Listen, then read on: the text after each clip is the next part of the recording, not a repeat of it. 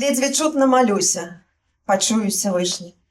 Не пазбаў мяне шчасця штогод назіраць, як ля хаты бацькоў маіх спелыя вішні з-пад зялёных лісточкаў у вокны глядзяць. Як на родным падворку квітнеюць рамонкі, як па грушы няспешна паўзе вінаград.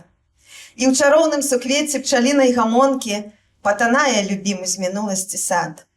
Не дазволь, каб аднойчы спыніўся гадзіннік, каб сцяжынкі ў гарод зараслі лебядой, каб пакутліва згінуў ля плота маліннік, стаў зусім не патрэбен калодзеж з вадой. Не дазволь, каб маўчаннем ахутаўся ганак, каб звычайны спакой апынуўся на збоч. Дай наказ, каб, чакаючы сонечны ранак, дужа сумных размоў не загодзіла ноч. Дай магчымасць бясконца вяртацца да хаты, да трывала знаёмых з дзяцінства куткоў, дзе пяшчотныя рукі матулі і таты абагрэюць мацней, чым вязаначка дроў. Ледзьве чутна малюся, пачуюся вышні. Не пазбаў мяне шчасця штогод назіраць, як ля хаты бацькоў маіх спелыя вішні з-пад зялёных лісточкаў у вокны глядзяць. Вялікі дзякуй!